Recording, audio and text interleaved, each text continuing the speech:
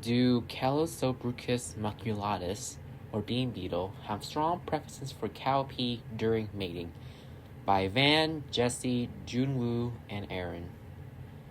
Context: bean beetles, or Calosobruchus maculatus, are agricultural insects from Africa and Asia, also called as southern cowpea weevils. They inhabit subtropical to tropical regions in those two continents. Bean beetles are known for their sedentary lifestyle as they do not require food or water to survive or reproduce. The only time they need food is during their larval stages for growth and development until they reach maturity for both male and female offspring. Afterwards, males desperately seek females to mate with and reproduce. Interestingly, female prefer the seeds of legumes. Fabaceae, especially from a specific type called cowpea, Vigna unguiculata, as their primary or nearly exclusive oviposition site. This allowed the larvae to develop and grow within the seed's epidermis. The reason for female bean beetles to preference for cowpeas include the high nutrient content, which provide an ideal environment for larval growth. The seed also offer a cushion for the immobile larvae. Additionally, cowpeas and bean beetles co-evolve together, and the lack of natural defenses in cowpeas make them an optimal host for egg laying and larval development. To verify this, the experiment will test whether bean beetles only prefer cowpeas or also explore other food hosts like apple, orange, and potato for reproduction. Hypothesis of this experiment. Based on the context above, we hypothesize that bean beetles would prefer other food hosts, especially oranges, for reproduction and mating, even though that it's completely opposite from the context above, as the context referencing the bean beetles exclusively choose cowpeas or other legumes as a method for reproduction and such. We feel that orange have a stronger scent that could attract the bean beetles to cross over and reside there more than cowpeas. For this setup of the experiment, large petri dishes, spoons, knives, blunt forceps, beetle jars, Y-tubes, and corks, and common laboratory equipment were available for use. As well, apple, potato, and orange slices, beans, C. maculatus bean beetles were also available.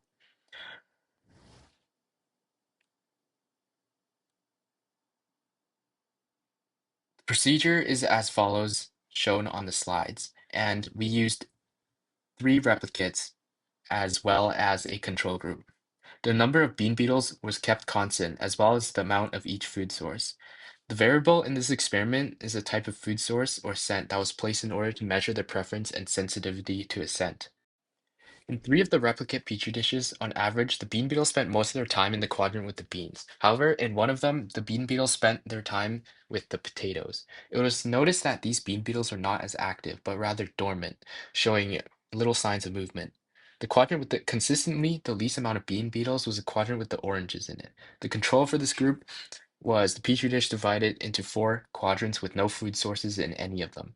It was found that the bean beetles spent their time crawling around inside the petri dish with no preference for any specific quadrant.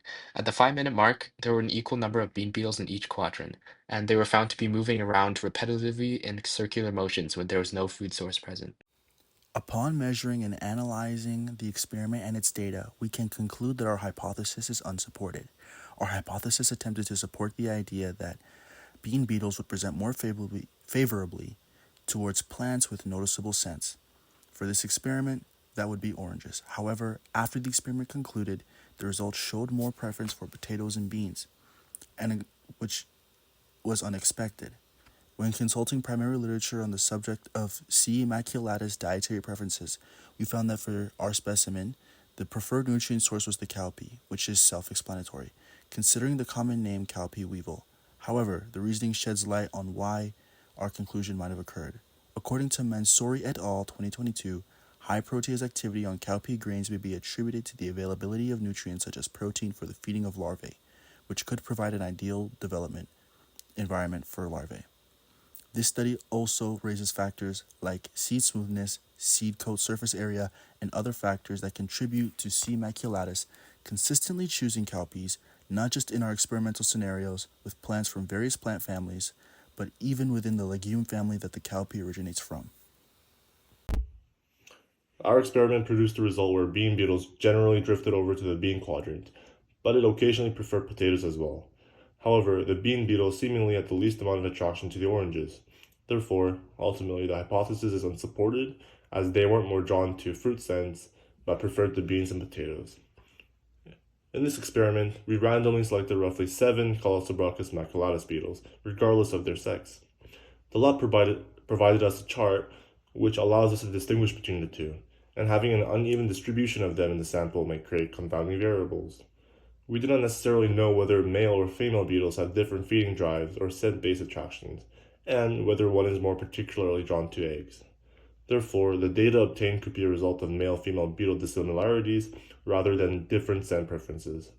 To improve the experiment's validity, we could either use only one beetle of the same sex, or balance them equally in every sample. For greater insight, we could conduct experiments that help us clarify the true underlying causes of these preferences.